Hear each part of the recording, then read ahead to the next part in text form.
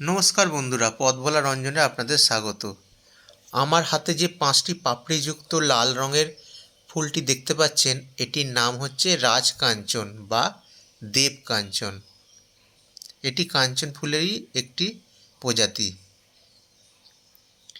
আমরা সাধারণত সাদা কাঞ্চন ফুলকেই সারা বছর আমাদের গাছে দেখে থাকি, কিন্তু এই ফুলটি হচ্ছে লাল কাঞ্চন বা রক্তকাঞ্চন বা দেবকাঞ্চন নামে পরিচিত।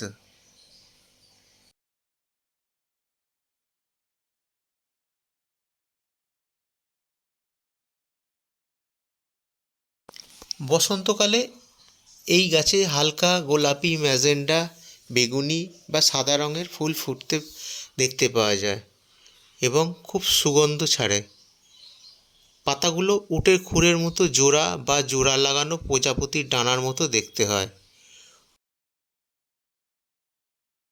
এই গাছ খুব উঁচু হয়, 15 থেকে 25 ফুট পর্যন্ত উঁচু হয় এই গাছ। এর বিজ্ঞানসম্মত নাম বাহুহীনা পারপুরিয়া বা বাহুহীনা ভেরিয়েগাটা। এটি ফ্যাবেসি পরিবারের অন্তর্ভুক্ত একটি গাছ। সাদা কাঞ্চনের বিজ্ঞানসম্মত নাম বাহুহীনা অ্যাকিউমিনাটা। আর স্বর্ণকাঞ্চন বা হলুদ কাঞ্চনের বিজ্ঞানসম্মত নাম হল বাহুহীনা টোমেন্টোসা। কাঞ্চন ফুলের ইংরেজি নাম হল অর্কিড ট্রি বা মাউন্টেন এবনি।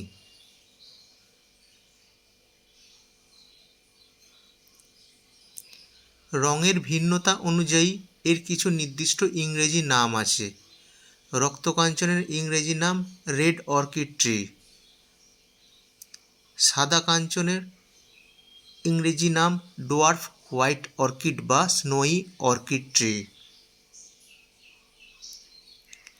এই গাছের আদি নিবাস দক্ষিণ পূর্ব এশিয়া হলেও ভারতের পশ্চিমবঙ্গের বিভিন্ন অঞ্চলে এই গাছ বেশ জনপ্রিয় এবং বাগানে শোভাবর্ধন করে থাকে এই কাঞ্চন গাছ।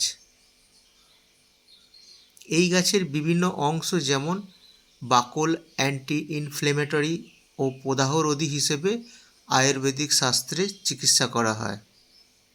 আর অনেক জায়গায় এই গাছের কচি ফুল ও পাতা সবজি হিসেবে রান্না করে খাওয়া হয়।